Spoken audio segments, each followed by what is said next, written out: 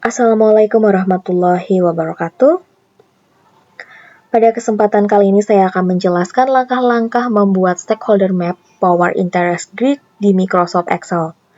Sebetulnya banyak juga tools yang dapat kita gunakan selain Microsoft Excel ini. Di antaranya kita bisa menggunakan Microsoft PowerPoint, Canva, Miro, Smartsheet, Migo. Namun di antara yang saya sebutkan tadi itu berbayar. Jadi, alasan saya menggunakan Microsoft Excel ini selain free juga dapat meningkatkan kemampuan analisis data. Kira-kira data apa saja yang harus kita sediakan untuk membuat stakeholder map ini? Mari kita lihat. Stakeholder map ini mengacu dari matriks Power Interest Grid yang terdiri dari 4 kuadran, diantaranya ada Keep, Satisfied, Manage Closely, Monitor with Minimum Effort, Keep Informed. Untuk 4 kuadran ini yaitu merupakan kategori dari stakeholder. Nah, oleh karena itu kita penting sekali di tahap awal melakukan analisis terhadap stakeholder, yang mana nanti kita harus sesuaikan stakeholder mana yang kategorinya high power high interest, high power low interest, kemudian low power high interest, dan juga low power and low interest gitu ya. Di sini saya memiliki contoh studi kasus penerapan implementasi sistem e-learning di Universitas X, yang mana di sini sudah saya identifikasi stakeholdernya. Saya sudah catat 5 stakeholder, ada rektor, dosen, mahasiswa, divisi IT, vendor, dan juga bagian keuangan.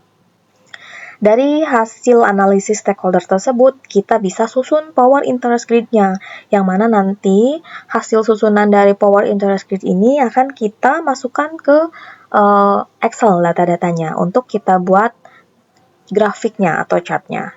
Ya. Dari hasil analisis stakeholder tadi, saya tentukan bahwa high power high interest-nya yaitu rektor dan divisi IT, kemudian high power low interest-nya vendor dan juga bagian keuangan. Selanjutnya, low power high interest, dosen dan juga mahasiswa. Untuk low power low interest-nya tidak ada ya dalam kasus yang saya miliki ini. Nanti di sini bisa menyesuaikan dengan kasus yang ada. Setelah kita menentukan kriteria stakeholder tadi, kemudian kita lakukan penskalaan ya. Di sini untuk power ada skala 1 sampai 5, yang mana 1 sangat rendah, hampir tidak punya pengaruh, 2 rendah, punya suara tapi tidak signifikan, 3 sedang, bisa mempengaruhi jalannya proyek, kemudian 4 tinggi, berpengaruh kuat terhadap kebijakan dan jalannya proyek, yang kelima sangat tinggi, penentu utama di sini. Kemudian skala untuk interest, ada 1 sangat rendah, hampir tidak peduli, 2 rendah, kadang terpengaruh tapi tidak signifikan. Yang skala 3 ini sedang, ada kepentingan tapi tidak mendesak. Kemudian skala 4 tinggi, kepentingan besar, hasil proyek akan langsung mempengaruhi. Kemudian skala 5, skala ini sangat tinggi ya, sangat peduli, sangat bergantung pada hasil proyek.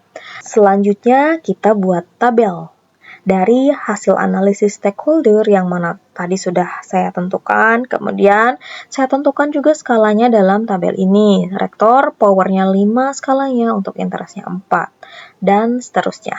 Untuk tabel ini hanya keterangan saja di bagian analisis dan strategi komunikasi, dan tidak akan saya masukkan ke Excel. Jadi yang akan saya masukkan ke Excel yaitu data siapa saja stakeholder dan juga skala dari power and interest ya. Jadi ini saja data yang kita perlukan atau data awal yang kita perlukan untuk membuat stakeholder map. Jadi ini langsung kita Ctrl C dan kita pindahkan atau saya pindahkan ke Microsoft Excel. Di sini saya paste di area agak bawah ya, karena kenapa saya pastekan di sini? Untuk area ini akan saya buatkan header. Untuk header ini saya akan beri warna biru. Ini bebas ya, bisa kalian pilih sesuai warna favorit masing-masing. Kemudian di sini akan saya berikan judul karena dasarnya biru, jadi saya akan berikan warna putih ya untuk title atau judulnya. Saya akan tuliskan stakeholder map. Ini fontnya akan saya perbesar.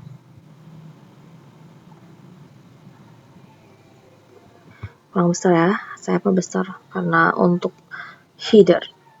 Oke, ini untuk headernya, judulnya stakeholder map. Kemudian ini akan saya rapihkan dulu ya. Untuk tabel, saya akan sisipkan satu lagi kolom. Ini untuk nomor. Ya.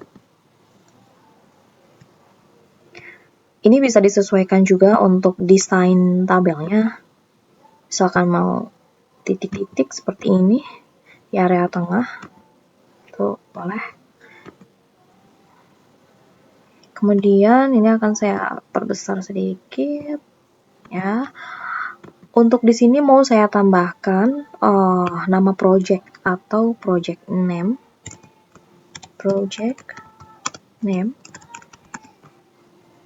Warnanya akan saya rubah juga menjadi warna putih. Seperti ini, pakai titik 2. Untuk pengisian nama projectnya, di sini akan saya berikan warna kolom berbeda, yaitu warna putih. Untuk namanya, di sini saya akan menyesuaikan dengan studi kasus yang saya miliki, ya, yaitu sistem e-learning.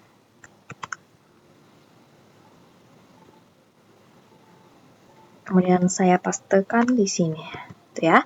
Jadi untuk stakeholder map ini namanya atau project name-nya adalah sistem e-learning. Baik, di sini saya sudah selesai membuat header yang berisikan judul stakeholder map, kemudian ada juga project name, sistem e-learning, dan juga saya sudah menyajikan tabel hasil analisis stakeholder beserta skala dari power interest-nya.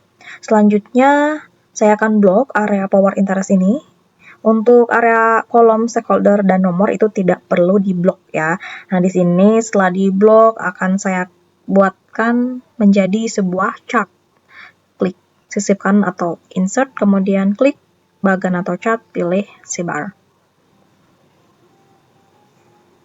Selanjutnya, chart ini akan saya berikan nama sesuai atau sama dengan nama ini ya di header. Jadi nanti tinggal tuliskan saja sama dengan dan klik stakeholder map, kemudian enter. Jadi namanya sama. Di sini sudah muncul suatu chart dengan nama stakeholder map. Nah, ini sudah muncul juga sumbu-sumbu yang berwarna biru. Ada 1, 2, 3, 4, 5. Di sini ada 5 sumbu. Yang mana sumbu ini adalah stakeholder ya. Di dalam tabel stakeholdernya ada 6. Kenapa di sumbu ada 5? Karena ada 2 stakeholder, yaitu vendor dan bagian keuangan yang skalanya sama. Powernya 4 dan juga interestnya 3. Jadi ini sumbu-sumbu stakeholder ini bergantung dari hasil analisis masing-masing. Selanjutnya saya akan membagi chart ini menjadi 4 kuadran. Saya akan buat dulu warna berbeda di sini. Kemudian saya akan beri nama chart axis dengan nilai 3 ya. Masing-masing saya akan beri nilai 3. Kenapa nilainya 3? Karena nanti ini untuk posisi middle di sumbu ya. Posisi middle sumbu atau posisi tengah. Nah, di sini kan skalanya 1 sampai 5 gitu. Jadi ada 0, 1, 2, 3, 4, 5 ya. Maka dari itu sumbunya adalah yang paling tengah yaitu 3 gitu. Masing-masing 3 dari sumbu X dan sumbu Y gitu. Atau sumbu horizontal dan vertikal masing-masing itu posisinya berada di 3 ke 3 gitu ya. Makanya chart aksisnya saya beri angka 3 dan juga 3. Beda lagi kalau misalkan skalanya rentang 1 sampai 10 berarti nanti sumbunya akan di 5 gitu posisi tengah-tengahnya. Oke, kita lanjutkan. Selanjutnya saya klik kanan, select data atau pilih data, add data atau tambahkan data. Untuk name serinya atau series name-nya ini klik chart axis. Untuk nilai serinya, klik power ini di bawah power yang angka 3. Nilai serinya ini di blok dulu ya supaya hilang. Ada 1 dalam kurung kurawal. Kemudian klik 3 yang ada di teras. Klik OK. Oke. Nah, muncul 1 titik sumbu yang berwarna oranye ini pas di tengah-tengah ya. Ini jadi yang membagi kuadran. Supaya lebih jelas, saya akan berikan garis ya. Klik 2 kali, kemudian klik add elemen bagan.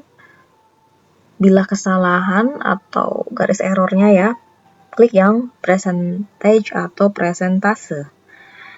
Opsi serinya di sini saya sesuaikan dulu. Pertama saya akan menyesuaikan garis error sumbu X. Presentasenya saya ganti menjadi 100% supaya garisnya lebih panjang. Seperti ini. Ya.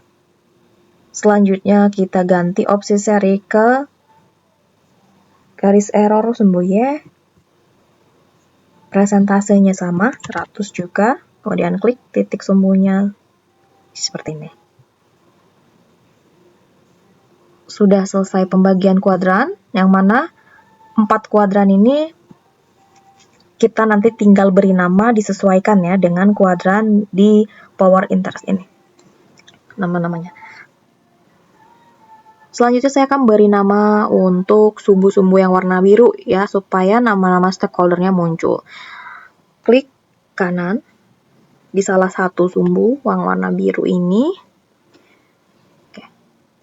Untuk memunculkan nama stakeholder, klik kanan di salah satu sumbu yang berwarna biru, kemudian tambah label data atau add new label. Sudah muncul angka-angka seperti ini, kita klik kanan lagi, kemudian format data label. Diklik saja nilai dari sel, nah, karena nanti supaya muncul stakeholdernya, ini di blok atau disorot dari mulai rektor sampai bagian keuangan atau seluruh nama stakeholder, klik OK. Sudah muncul seperti ini.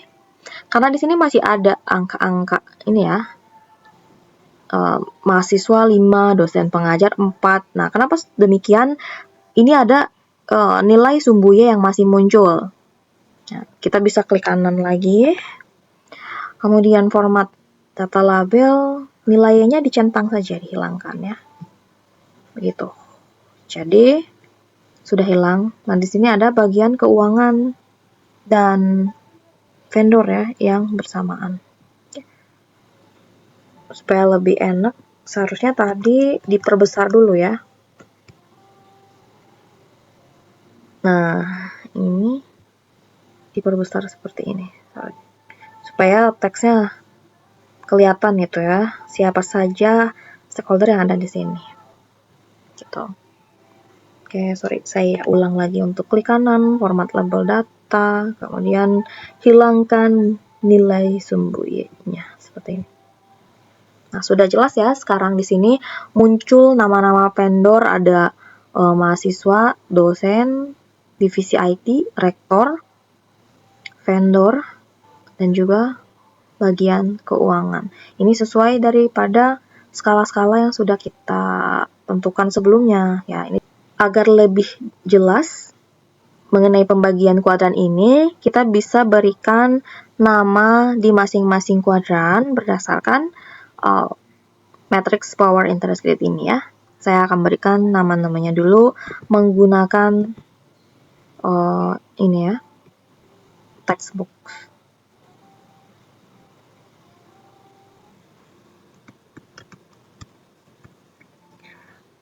Ini dia setelah saya sesuaikan ya untuk nama-nama dari keempat kuadran yang ada di power interest grid.